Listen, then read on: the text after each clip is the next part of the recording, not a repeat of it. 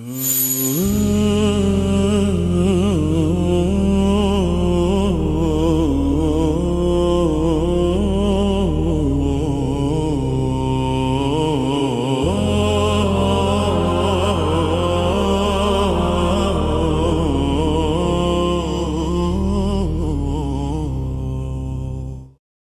respektuar teleshikues ku do jeni, ju përshëndesim. Assalamu alaikum wa rahmatullahi wa barakatuh.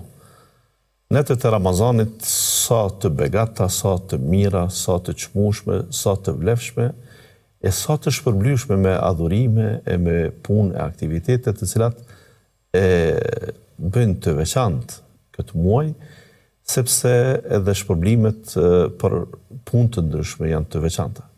Të veçantë të agjërohet fillimisht gjatë ditës, në shumë e veçantë edhe iftari të bëhet qoftë vetëm si iftar, por edhe me gjirin e familjes, me njerëz të dashur, me të afër, me të tjerë. Sa të bukur janë teravit, namaz që për post jacis, vullnetarisht besimtarët qëndrojnë, gjatë qëndrojnë, pas një imami dhe dëgjojnë fjalën e Allahut, bëjnë ruku e sejdë dhe falën e kënaqur. Natyrshëm që edhe çaji e sofra kanë klimën e vet. Ne nuk mund të privohemi gjatë muajit të Ramazanit nga kënaqësitë e jetës që i jep vetë jeta, sepse jemi me trup fizik, pra ushqehemi, pijmë e tjera. Bile ne e konceptojmë shumë letë, mirë dhe qartë, në mënyrë të pagabueshme se Ramazani për abstenim është gjatë ditës, ndërkaq gjatë natës, të gjitha ato që ishin të kufizuara, të ndaluara, bëhen të lejuara gjatë natës. Edhe çajin që ne e pijmë me ju në sofrën e Ramazanit e kemi shumë të veçantë, sidomos kur këtë po e bëjnë edhe me të veçantë mysafirë të ndryshëm që po na vinë në këtë emision. Jeni mësuar që të kemi musafir çdo herë, të mirë e më të mirë. Zakonshëm jam munduar që musafirët të thërras pak më të moshuar, më të thinjur, që të duken pak më i riun. I kam thirrë musafirë që kanë eksperiencë, që kanë përvojë, që kanë bagazh në dije e në aktivitete fetare. Por, sikur thuhet, çdo rregull i ka përjashtimet e veta. Edhe unë pak përjashtime kam bërë, e janë disa prej mysafirëve që jam detyruar kështu, që ta shpreh dhe ta shfaq pleqërinë time para tyre për shkak të elanit që kanë, punës dhe aktivitetit. Sonte kam një hoxh të çmueshëm që është gjithandej në rrjetet sociale me shkputjet e ligjërimeve të tij të bukura, të shkoqitura mirë dhe një hoxh që premton për të ardhmen. Nga se vjen nga një familje me brum jashtëzakonisht të mirë fetar dhe mësimet për fen nuk i ka ad hoc, nuk i ka pahiri, besabes. Mësimet për fe i ka shkputjen nga nevojat që babai i tij ta kishte krah në punën e vet, në biznesin e vet, por si shumë të tjerë ja dhan fesë, e bën vakëf për t'i shërbyer fesë islame. Hoxha Hasan Rexhepi nga Shkupi me ne dhe me ju sonte. Mirë se na erdhë, hoxh. Mirë se gjeta, që i nderuar. Kam një kërkesë fillimisht, a mundesh me na fol kadal? Lirisht. A mu kadal? Se ti ngutesh nga pak.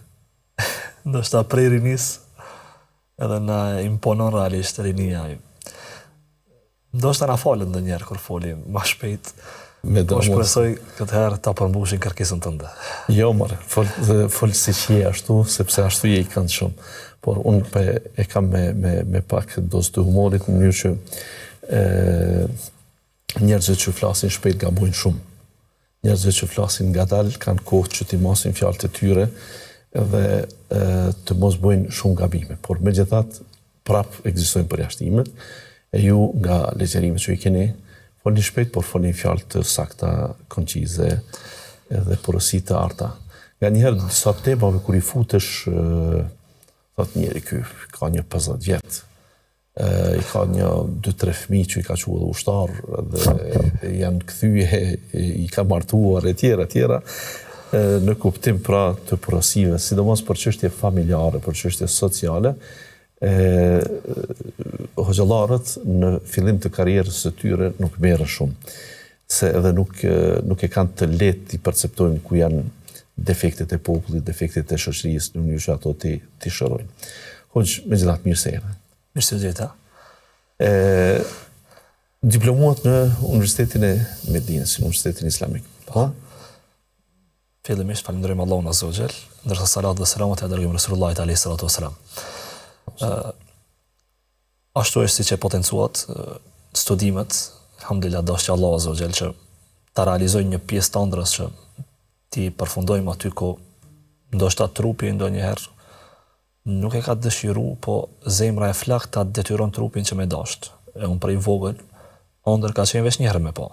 Allahu Azza wa Jall na mundsoj që të jetojmë, ta shijojmë, të mësojmë, edhe realisht disa gjëra të studiojmë, që spaku me thithat ajo që thojmë të ne në Shkup e përdorin, thithim kajmakun e dinit, kur do me arrit diçka të mirë për me marr, shkon tek burimi, e ne dëshirum, edhe personalisht dëshira më e madhe e jetës ka qenë, kur kama ime ka shkel Medinë dhe realisht prej asaj diti kam thënë vetes, elhamdulillah që Zoti ta mundsoj, tash përveç ikrahat hala pa u kthy, punoj për të mësuar që nesër dashur Allah me dhon bereqet edhe me vazhdu këtë mision, atje e mbaruam.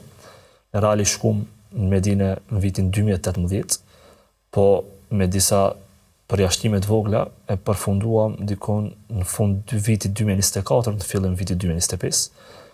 Edhe fillimisht që është zakon që e dinë ata të cilët pak kanë njohuri për studentat e Medinës, e krytëm gjuhën arabe 2 vjet, edhe pse 2 vjet për gjuhën arabe janë sikur më mësua elifin dhe ba, do të thonë shkronjën ba. Po pastaj me thellim të studimeve në fakultet arritëm që ta përforcojmë gjuhën arabe, që hyna në fakultetin cilin prej para se me shku në Medinë e kam pat përzgjedh, e jo sikur disa vëllezër shumë të çmuar atje që hamenden gjatë përgjithës fakultetit fundit të gjuhës. Gjithë mendojnë. Cili ishte drejtimi? Unë e pata hy me dëshirë më të madhe në akide, fakultetin e akides të feve dhe të davetit. Dawu Suluddin, pastaj ndryshu në emrin akide, do të thonë edhe i vazhdu me disa terminologji të reja që i vendosën. Edhe elhamdulillah mundsoj Zoti që brenda 3 vite e gjys apo më pak e përfunduam, do të thonë atë ciklin e bachelor të fakultetit. Elhamdulillah sot para një vite 3-4 muaj u kthyem në Shkup edhe elhamdulillah ka dashur Allahu Azza wa Jall që për asaj dite që jemi kthi, krahati kemi përveç, po inshallah i kemi përveç mirë. Inshallah, padyshim. Shkupi është vend i dijes së i thirrjes, ku keni modele të shumta të dietarëve, të hoxhallarëve, edhe nga kohë të lashta, emra të cilëve ti edhe unë me ty i kemi dëgjuar vetëm, si Ataullah Efendia e të tjerë. Pastaj Hafiz Rizi si gjenerat, ndërmjet atyre dhe atyre, por ata kanë qenë ata që e kanë vazhdu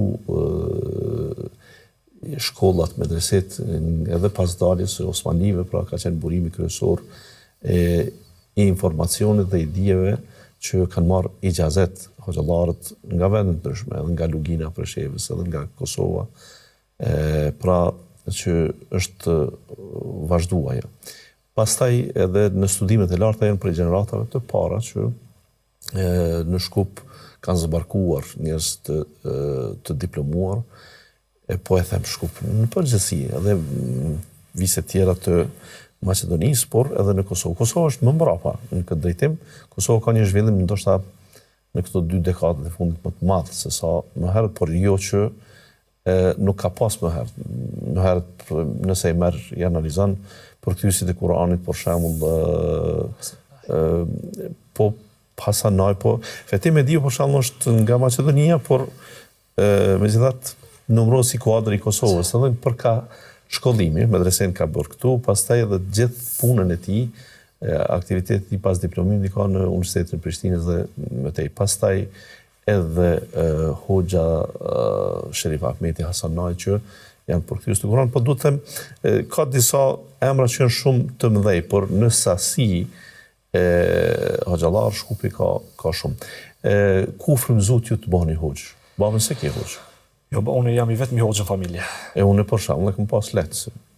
bazën hoxh dhe kam vazhdu. Allah e tuaj, afazin e nderuar. Amin, inshallah. Realisht frymëzimi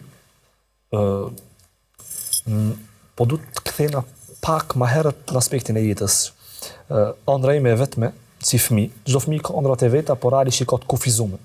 Ëndra jeme fëminore ka qenë që një herë Allahu të më mundson që ta thirrë ezanin në xhami. Do thonë, nëse kisha përmbush këtë ëndër, kisha qenë fëmia më i gëzuar.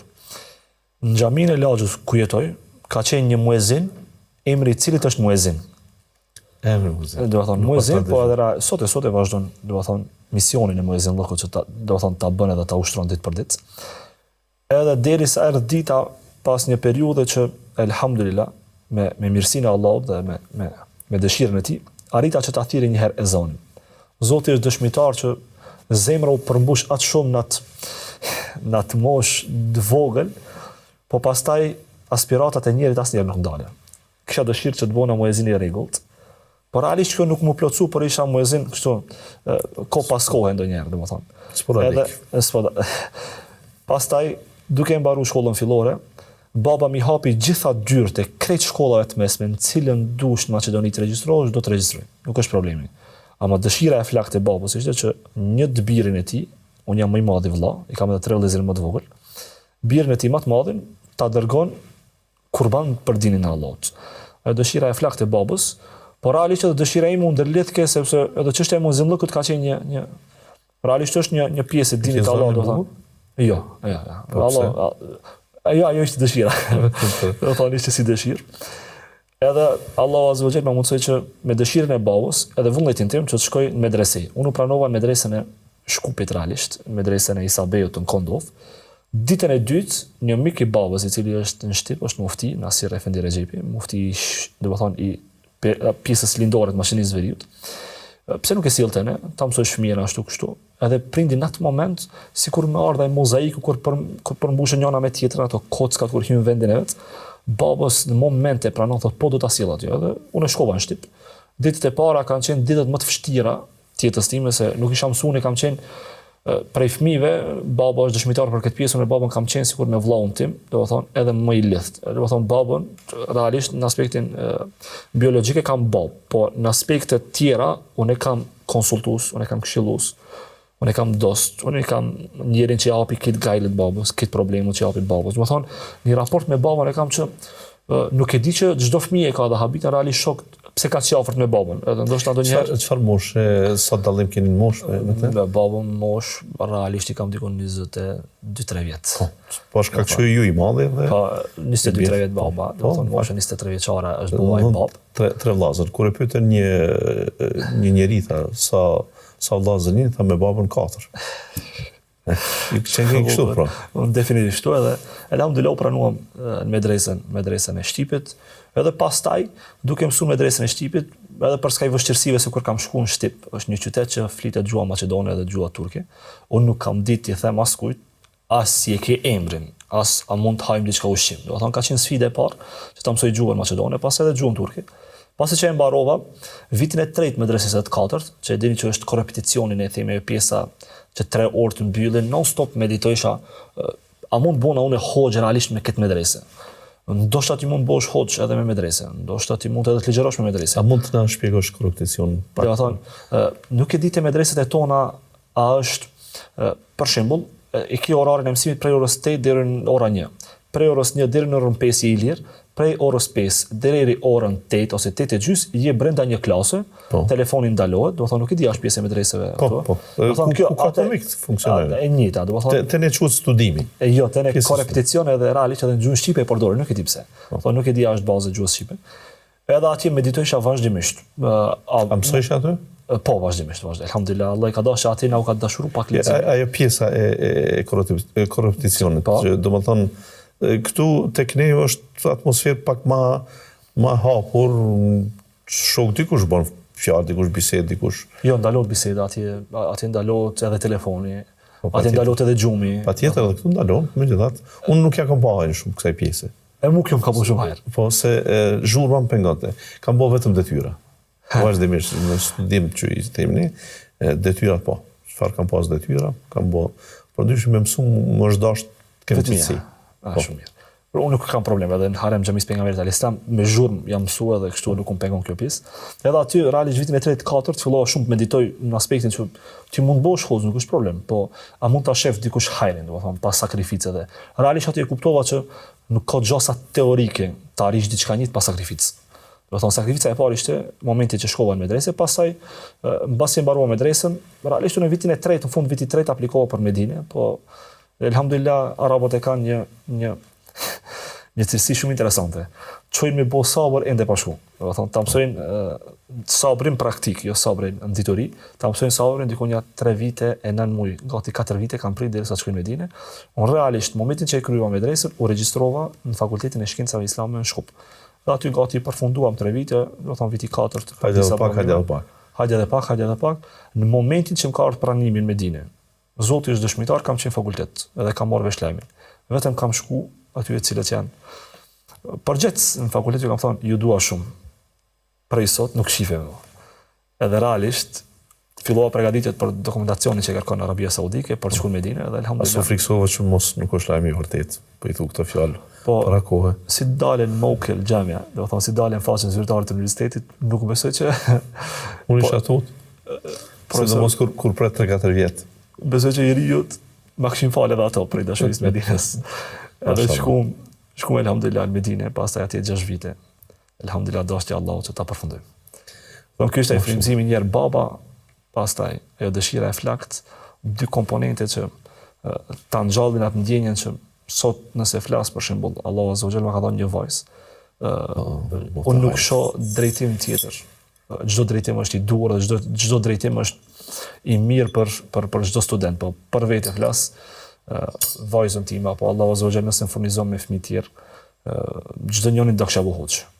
Ndoshta jo hoç për t'i ligjëruar njerëzve, për kisha një hoç për familjen e vet, për veten e vet dhe për rrethin e vet, që pastaj ti ndryshon veten tënde, nëse Allahu azza wa jalla ta jep atë mundësinë që ti të jesh shpjegues i dinit të Allahut, ti je edhe pjesa tjetër. Domthonë ti mi bëf fëmijë të vëzhgullar. Inshallah, nëse na mundson Allah. E mirë, kush mu bo baba e tash? Unë kam një problem familje. Hoxhës i vyn thoshte baba im, rahmeti pas shpirtit. Allah inshallah. Hoxhës i vyn po shprehim kështu, me pas edhe vllazën budall. Hoxhës i vyn thot një prind, një babë rroktar.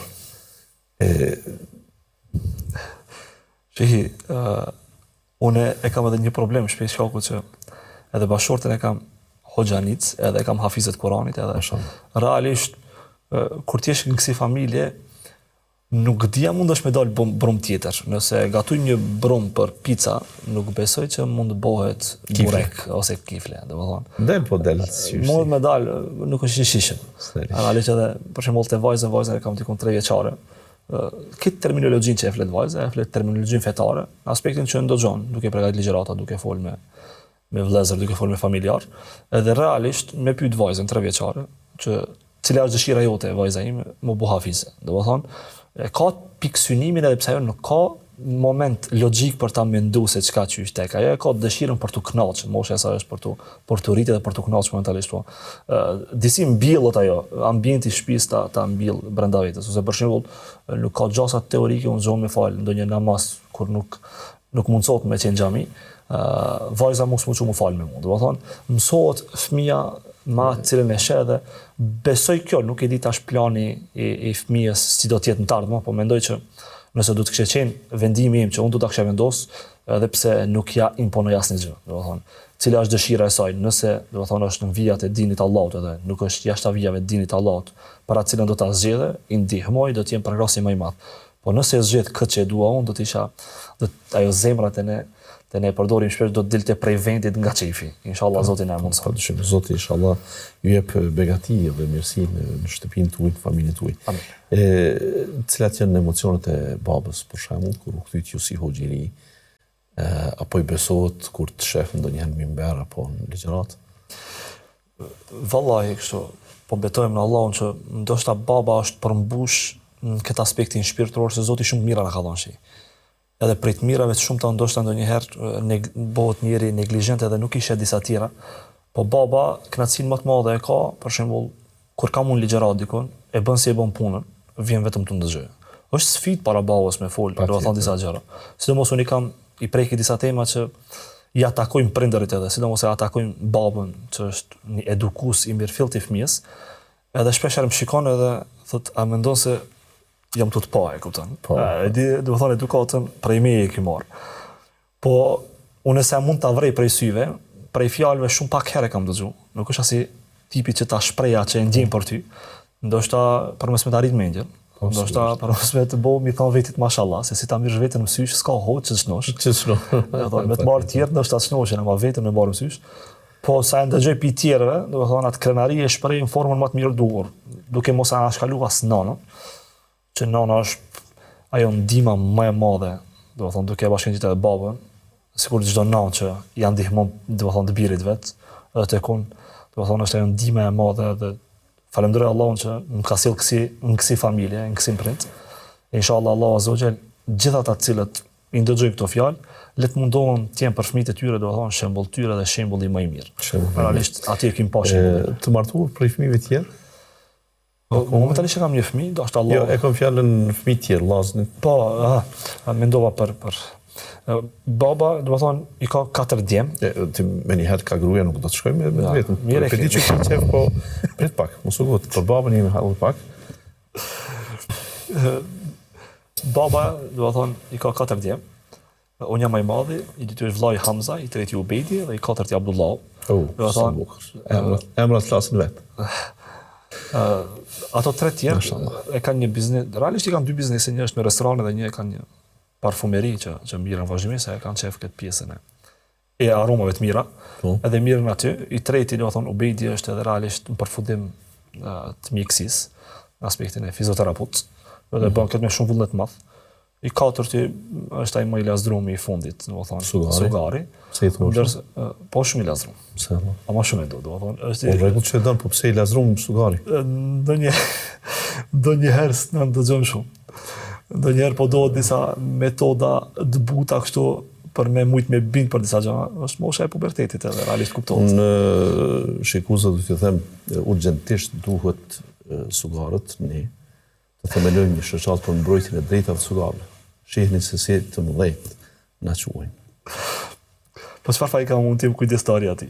Po ti s'ke faj, po çfarë faj e kam unë që baba kënaqet me mua, është fëmia i fundit që ka më gjatë parehni ti me të për shkak se i dyti ty të ka nxjerr prej ta ka humb mandatin.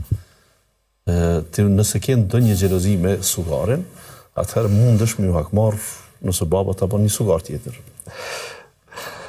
Unë mendoj se për prindin krahasia më e madhe. Martoj babën një herë. Po dyshim mos e xhelozo Sugar, Sugar të mirë janë. Unë i them shpesh herë babës se thot për Abdullah, thot kretë ju jam. Por realisht çdo fëmijë ka vendin, do të thonë, posaçëm zemrën e prindërve, po dhe Abdullah Talimi kishte pas dhënë për Abdullahun krejt. I bëri kurban një pas një. Dhe sa i prejti 100 deve. Vetëm mos e jepte Abdullahun. Edhe Zoti i rujt Sugarat. Amin, inshallah, sa bukur që përfituam nga rasti. Sa vjeç është Abdullah? Dikun 14 vjet. 14 vjet, mashallah. Baba si me plan, do thonë çdo fëmijë ka 4 vjet. Çdo 4, mashallah. Ai do të thonë është në shkollë fillore, që në shkollë realisht në fal, 16 vjet. A 16 vjet? Ja hongra 2. A mirë, ja kthejmë tash. Ja kthejmë 16 vjet, është viti 2 në shkollën e mesme. Shkollën e mesme. Po. Do të thonë çudi, nuk e bëni hoxha ata. Po këshire që i kam thonë ta bëjmë hoxh. Po. Momenti që ja përmend ta adrese, ju ka dhënë shumë. Ju ka dhënë për bëj. Si ke pat këtë dëmshëri edhe me mua. Po jo, realisht unë raportet me çdo njëri vllai kam, do të thonë alaka, do të thonë shumë të afërta. Sidomos tash është vllai që erdhi me mua bashkë deri në Prishtinë, është i dyti. Parat për shembull është 4 vjet më i vogël se unë, por realisht shumë ideja të ligjëratave. Do të thonë shumë ideja, disa që i trajtojmë shpeshherë, vijnë prej vllaut di, do të thonë. Ndonjëherë familja është bashkëpunëtori më i afërt i joti në misionin tonë. Jetojnë në bashkësi akoma gjithë? Më ka da. Atë ka da. Valla më ka da shkaku që thot ti je misionar edhe s'ban me neve që ndoshta ndëgjon edhe shumë muhabeti dënjas, kështu që thelloj pak më tepër. Tash më ke detyru me ti përcjell ekskluzivisht ligjëratat për raportet me vjehri, me si janë. apo mos jeshit? Une nanën atë shumë e du, sa që atje kene obligim, ndërsa bashortën atë shumë e respektoj, sa që është emanet. Edhe kë komponenti i obligueshmërisë prej Zotit edhe emanetit prej pejgamberit alayhis salatu wasalam është shumë zor me qenë atë mesin e artë që e dëshirojnë asë njëri prej neve.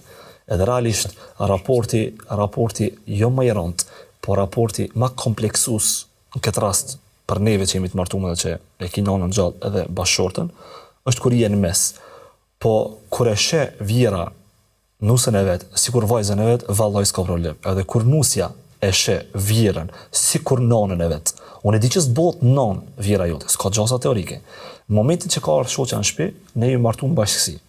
Pastaj derisa e mundsoi Allahu që dalim, domethënë në banesën tonë, ka qenë, atë tregoj shumë sinqerisht. Po, patjetër. Nëse është për ta ndalë gjithçka. Nuk më kujtohet në ankesë që ka bëu shoqja për nanën. Nuk e di. Alhamdulillah. As nana për shoqen. Vallahi në çdo moment thotë nana nuk ka vojës. Edhe për këtë arsye është si vajzën e vet.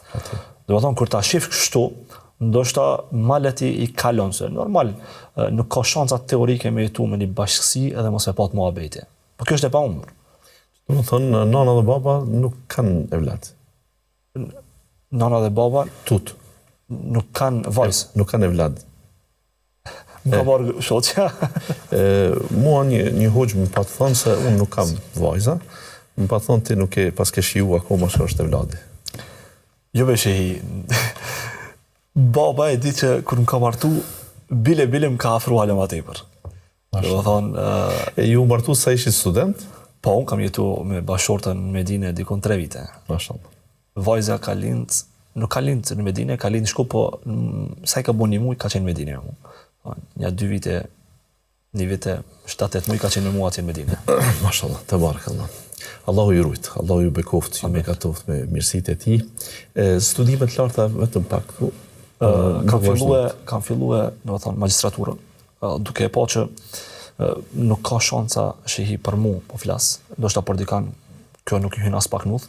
E shifsha veten që sa do që studion, këtë e kishiu 100 herë më shumë son. Edhe shumë hoxhallar tjerë kanë shiu, që sa do që studion e që sa pak di. Edhe e pa që për një me nuk ka shanca pa u studiu. Edhe në këtë drejtim, isha mes FSI-s të Prishtinës edhe Universitetit Tetovës, drejtimi orientalistik, do të thonë që është në Tetov, edhe vendosa që të vazhdoj në orientalistik, duke e pa disa ndërlidhshmëri drejtimi që unë e kam kry, me orientalistikën shkaku që të ne ka mungesë të madhe, edhe realisht shumë sulme që vinë prej atij drejtimit, edhe ne duhet me qenë ata cilët tash orientalistika është ajo që ne qysina si eshe perëndimi e lindjen e mesme, ne automatikisht e kthejmë të kundërtën. Do ta bëjmë si eshe lindja e mesme, Europën do të thonë perëndimin. Edhe kështu vendosa që të hyj atje që të përkushtohem shumë më rënd për mua, shumë më lehtë duke qenë të isha në FSI, sepse është ajo të cilën e kam filluar. Por realisht do të bëj ato ndërlidhshmëritë, nëse Allah azza wa jalla na jep jetë edhe ymër, që ti bëjmë ndërlidhshmëritë me atë që kam mësuar në Medinë edhe me këtë pjesën këtu, që të bëjmë diçka të bukur që spaku t'ja u japim njerëzve ta shohin edhe me një sy tjetër, me një parsyza që më ndryshe e sheh jetën. Padyshim. Unë nuk e di sa do të lejoj kjo në ndonjë emision sikur kjo që po bëjmë edhe me dhënë sugjerime, po nga ajo që kam pa te ju në ligjërimet e juaja, se dikush mund të thotë hoxhallar nuk përcjell, nuk përcjell ligjërata. Të gjithë hoxhallarët. Po pa ata kohë, nuk ka hoxh që nuk marr prej tij diçka. Edhe bile nga njerë me hoxhallar kur rrim për ndonjë hoxh që konsiderohet ndoshta ndonjë vije tjetër ose ndonjë mendimi ndrysh ose dhe ata habiten që unë di shumë detaj për vetëm në arsye se ka shumë haj prej secilit. Me bova ki prej secilit grupacion, xhamat. Pra edhe individ të merren të mirat, nuk ka kolorit më mirë se Islami jonë. Me bëva ki mu bo si oponent, si parti politike, si garus, atëherë nuk ka gara më të keqe, sepse ne do të detyrohemi të bëjmë sikur atë luftën në Sifin, të luftojmë muslimanët dhe të ngrejmë Kur'anin përpjet dhe të themi tash është koha namazit ndaluni. Megjithatë ke afinitet për fakultetin filozofik, po se po, dhe të merr me filozofi, nuk e di sa jeni të etun për çështjet të ideologjive bashkëkohore, për të mendimit kritike tjera. Me çastin që i ke pastaj është me tekst veçantë sociologjia të shkon shumë. Nuk është kusht se dijet fetare, me shumë respekt edhe për orientalistikën edhe për fësinë, por një diplomuar jashtë, edhe unë kam bë për shembull studimet masën kam regjistruar paktën në FSI, por nuk është që ti ke nevojë shumë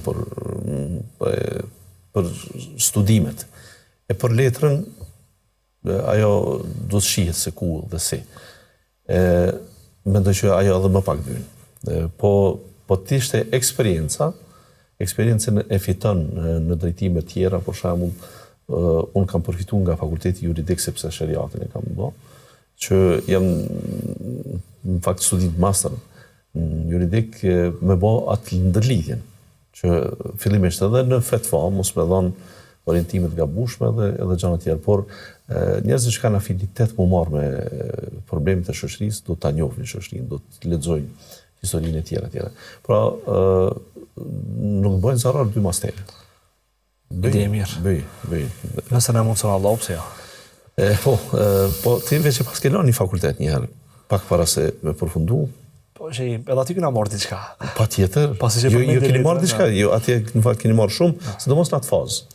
Sidomos për mi kuptue, do të thonë, ndasit. Patjetër. Edhe këtu mendoj se desa nuk ke ndoshta synime për ndonjë ambasador ose të ngjashme, orientalistika. Zoti, mos e boft. E mirë, orientimisht.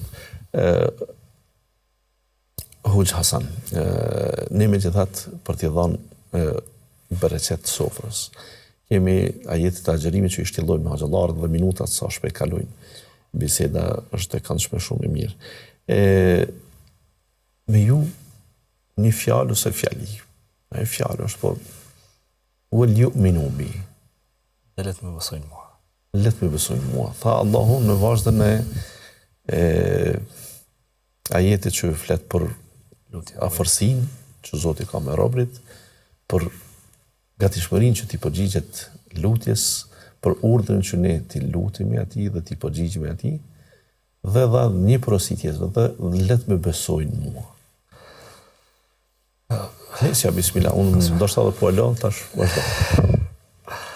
Ato shtojca që i bën ndoshta janë 100 më vlerë nga ajo që e tham. Për ju si profesor kam lexuar shumë para sa të filloj për këtë. Dhe realisht e kam pat një jo para gjykim, po një gjykim shumë të mirë për ju. Edhe është nderi im që t'jem me ju edhe realisht pak më vjen turp që të ligjerojnë këtë aspektin. Unë të lasëm krejt. Ajetin cilin e lexuat edhe që e thot, Allahu Azza wa Jall, kur thot dhe let më besojnë mua, unë kisha dashur që të flas në tefsirin ma'nawi dhe jo në atë kuptimin e ajetit. I pasa diplomori, akoma arabisht let. Në ka bo këtë ju arabe.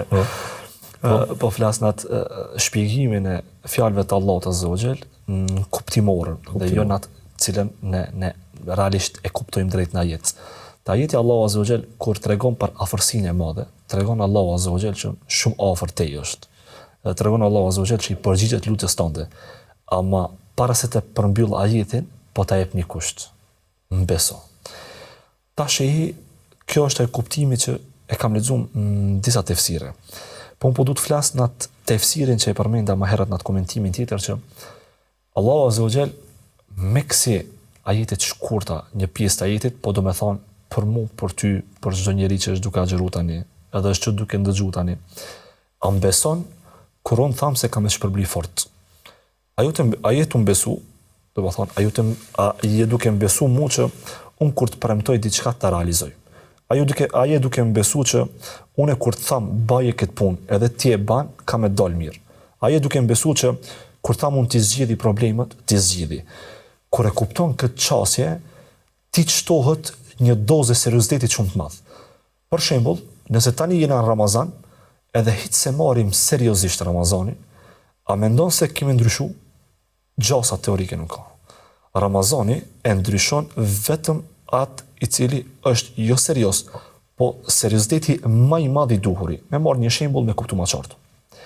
Nëse të vdes një prind, edhe kur të vdes prindi, te ne presim disa ditë për ngushëllime.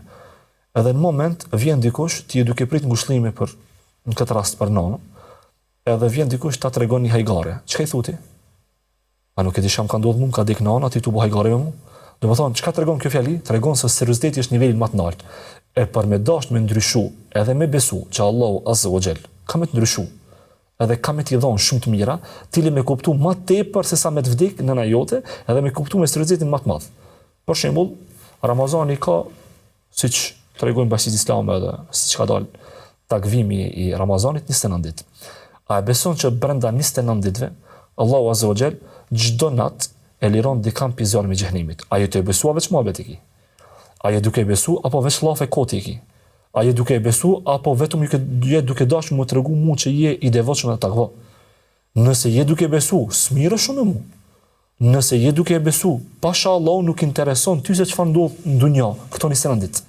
Do të thonë, nëse je duke besu, ti je duke vepru. E Allahu Azza wa Jall kur thot let më besojnë mua, ne dim që duhet ta besojmë Allahun. Edhe imani, sa njerëz ka në dunja që thonë e besojmë Allahun, po veprat nuk i kanë mirë, do të thonë sinkronizuar me fjalën që e thonë. Nëse thu e besoj Allahun, si mundesh në Ramazan më shumë qëndrosh në një kafe se sa mbi librin e Allahut. Nëse je duke besu Allahun Azza wa Jall, që Allahu Azza wa Jall do me të liru prej zjarmit të xhenemit, si mundet në Ramazan me arrit me bo mos marrveshje me dikan, ose mos doj Zotin me familjarët e to. Si mundet në Ramazan, nëse jetu e besu shpërblimin e Allahut, me pat, për shembull, me pat nervozën, që disa njerëz janë më shumë të nervozum në Ramazan se jashtë Ramazanit. Nëse mendon se kur e besojmë që Allahu Azza wa Jall ndoshta që e lusë Allahun, që emrin tuaj edhe emrin tim, në njërën prej natëve të Ramazanit, ta nxjerr nga lista e xhehenemlive dhe ta shënon listën e xhenetlive.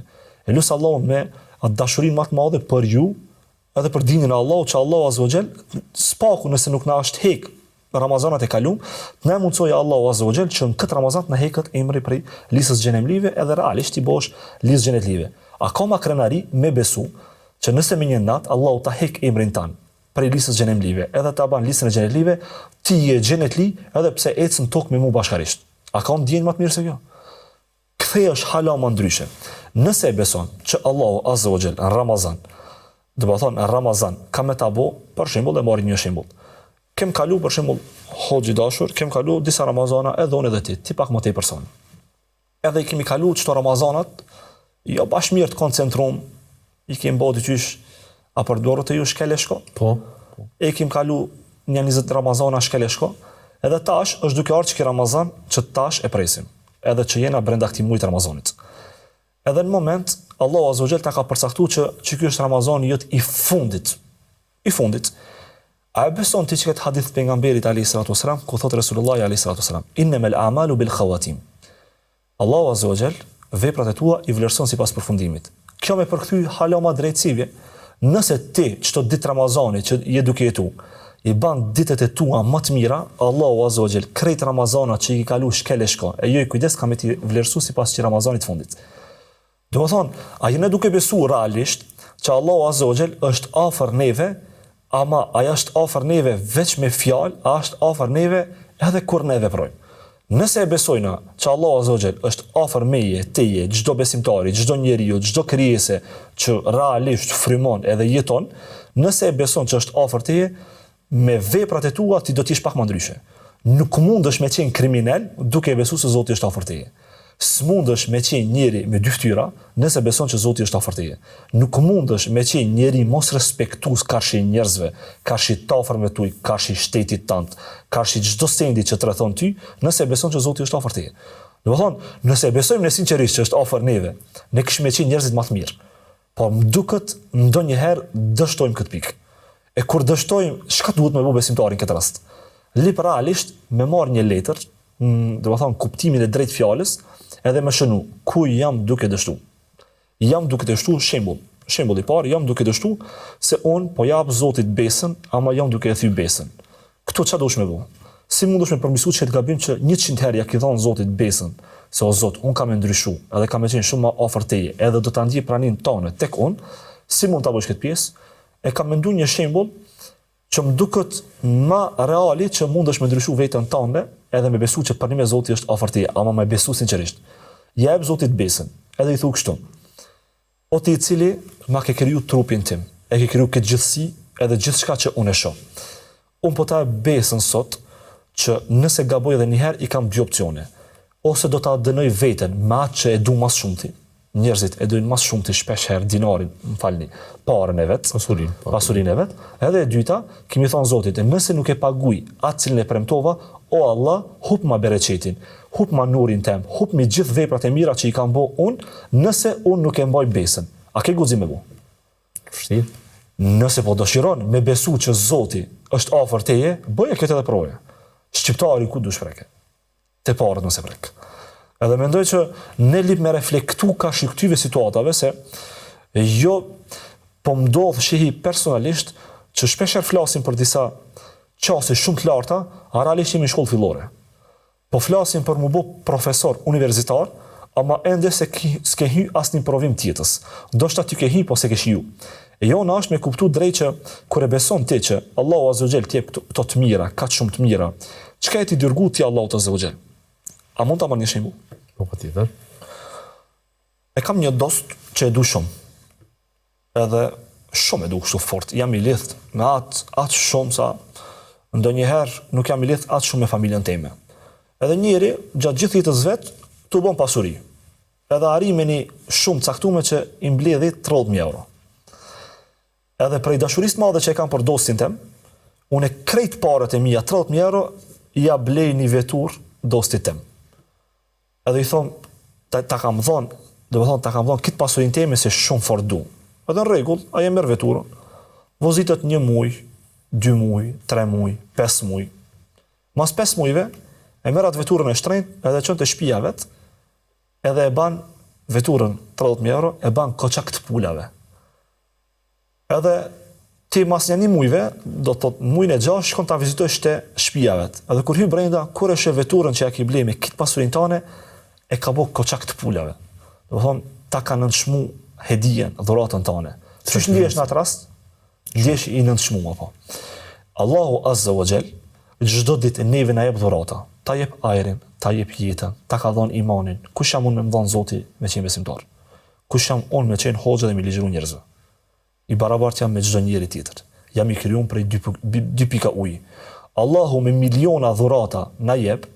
Që shtot Allahu Azza wa Jall, nëse filloni ti numroni mirësitë, begatitë tona, s'kemi nimu asnjëherë. E ne, çfarë dhurata jena duke i thua Allahu Azza wa Jall?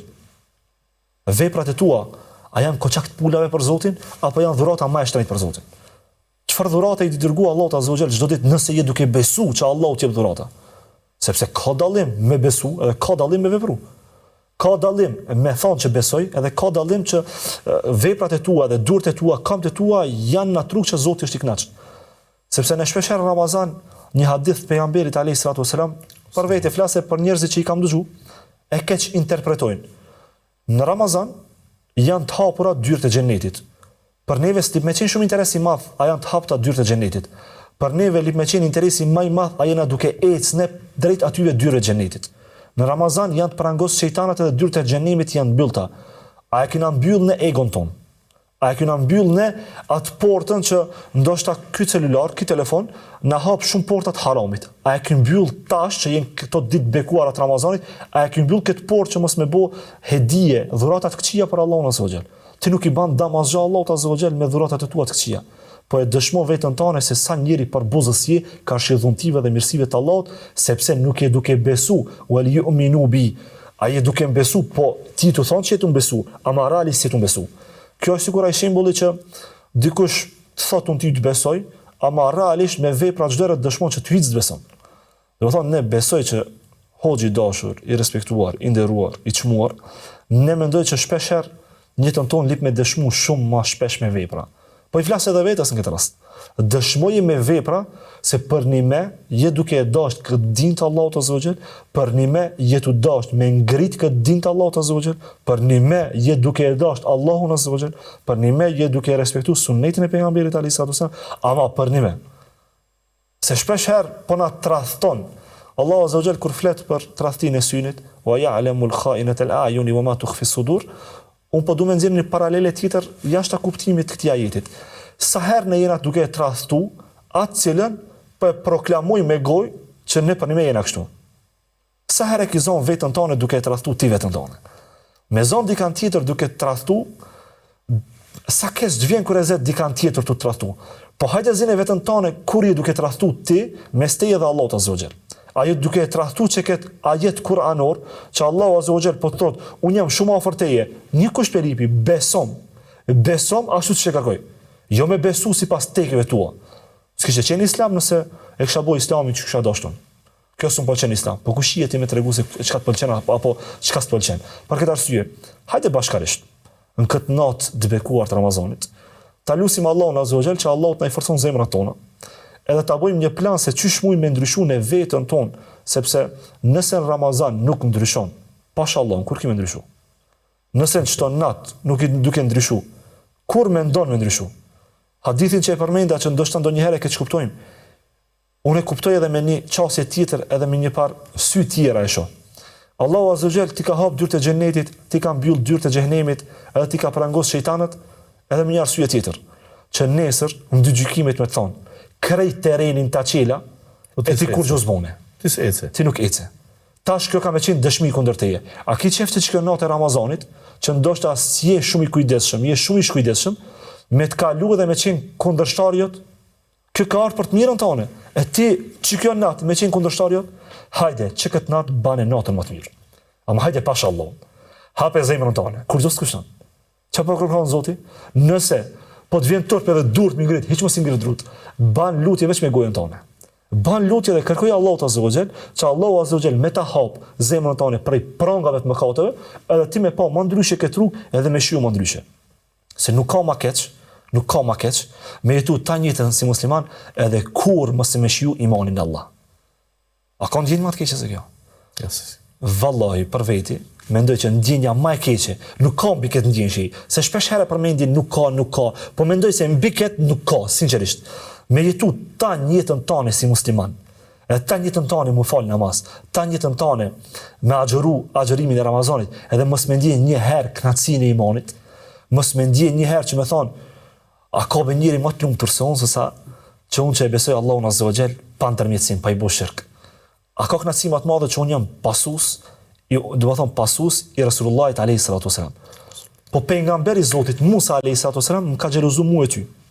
Musa alayhi salatu wasalam, një pejgamberi më i përmendur në Kur'an, më ka xhelozu ty si hoç, e mua si një hoç të ri, na ka xhelozu pse? Se unë dhe ti jena ummeti Muhamedit alayhi salatu wasalam. A nuk ta mbush zemrën kjo? Do të thonë, nëse na mbush zemrën shej i dashur, mendoj që edhe veprat e tona lip më mbush. E kur zemra është e mbusht, pasha Allahun zemra është sikur Google Maps që ta tregon rrugën. Neve për mos me humb rrugën këtë dynja e përdorim Google Mapsin dhe navigacionin. Por mos me humb rrugën drejt xhenetit edhe drejt Allahut Azza wa Jall, lip ta përdorim edhe Kur'anin, edhe Sunetin, edhe dashurinë për këto dyja. Edhe lut Allahun Azza wa Jall që të na bëjë për aty që e shijojmë imanin në Allah, edhe që e besojmë këtë pjesë të ajetit kuranor me sinqeritetin më të madh, edhe me zemër, edhe me vepra. Allah i nderoft hoç të shikues të nderuar ju tashmë. E kuptuat pse kam pas arsye që ta ftoj këtë hoxh të jetë në mesin e gjithë këtyre musafirëve që shumica ishin të vjetër të moshuar, por shohim se hoxha premton për të ardhmen me domos që duhet ta përkrahim dhe të jemi mbështetësit e tij e ta inkurajojmë. Hoxh Hasan, suksese shumë. Faleminderit që pranove ftesën dhe ishe pjesë e sofrës Ramazanit të PIS TV-s në këtë muaj të bekuar. Allah i nderoft që i dashur. Të faleminderit shumë për ftesën, edhe shpresoj që Allahu Azza wa Jall të jetë i kënaqur në ne dy, edhe me gjithë teleshikuesit tuaj. Edhe lut Allahun Azza wa Jall që të na bashkon gjithmonë hajër. Amin. Për hajër dhe të mirë u bashkofshim dhe fjalë të mira dëgjofshim për ju dhe familjen tuaj dhe sukseset e juaja në të ardhmen. Inshallah prekun muajet të cilat do ta gëzojnë umetin dhe do të shihet hajri. Amin ya Rabbi, bashkërisht me ju. Atëherë të respektuar teleshikues, kemi kaluar pak nga minutat e parapara, por megjithatë ja ka vlejt që të jemi në bashkëbisedim edhe të marrëm këto këshilla kaq të arta prej hoxhës së ri Hasan Rexhepi nga Shkupi. Allahu ju shpërblet të gjithëve për shikimin, dëgjimin, për sjelljen e të gjitha emisionet, por edhe të sofrës së Ramazanit. Qëndroni akoma, ne do të takohemi inshallah taala me një mysafir tjetër natën e nesërme. Ju lëm në kujdesin Allahut. Assalamu alaikum wa rahmatullahi wa barakatuh.